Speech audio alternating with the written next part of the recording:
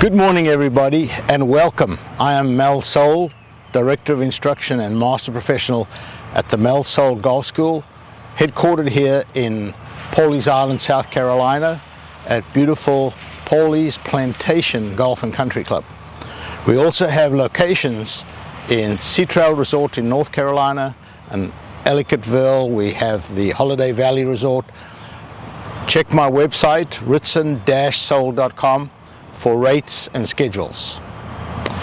Today we're going to talk about pitching, and when I give a playing lesson I notice that when my student has a 30, 40, 50 yard pitch shot, they go by feel.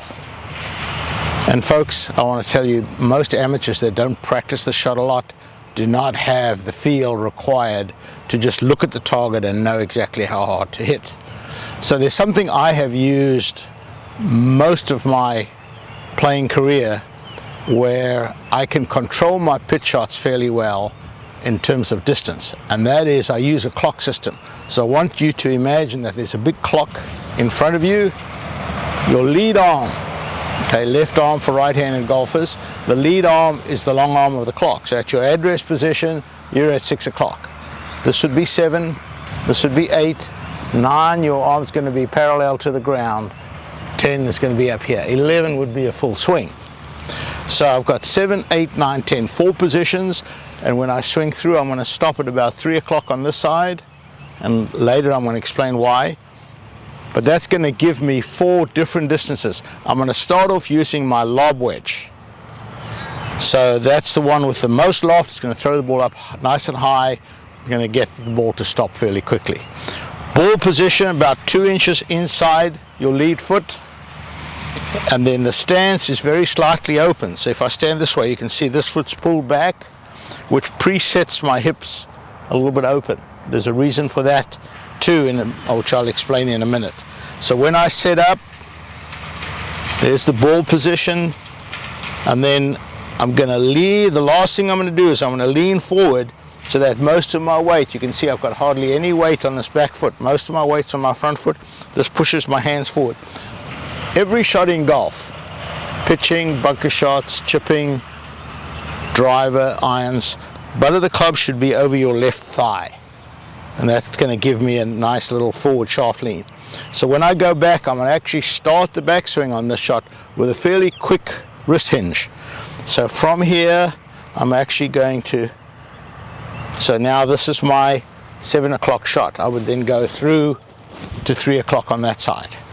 If I wanted an 8 o'clock, still cock my wrist, but go back a little bit further, still the same position here.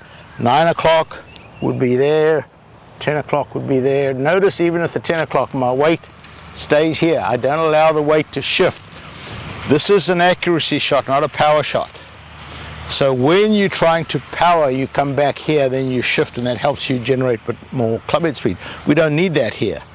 I'm only going to hit this ball, 40, 50 yards. So I set up there.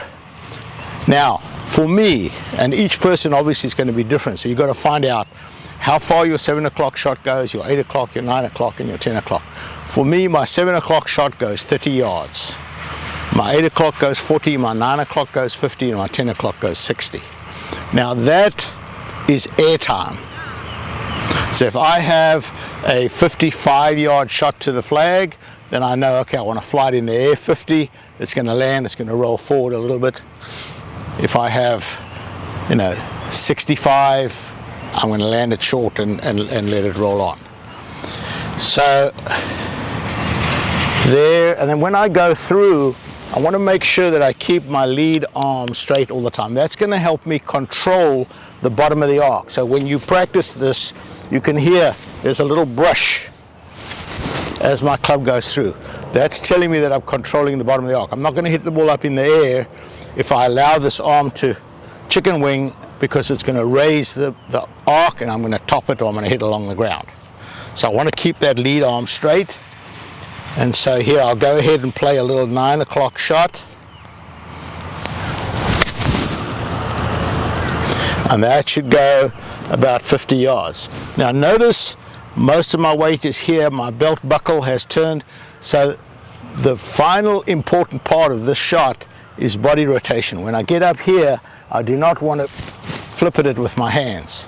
I want to make sure when I go here that I imagine that somebody's got this pocket and is pulling it around like that. I want to get my belt buckle through to the target as quickly as I can. So here I'll go again. I'll go and hit a 10 o'clock shot this time.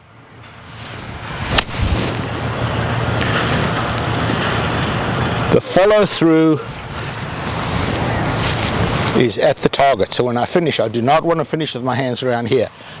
The club head, I'm keeping the club head on line to the target, and I'm finishing right in front of me like that.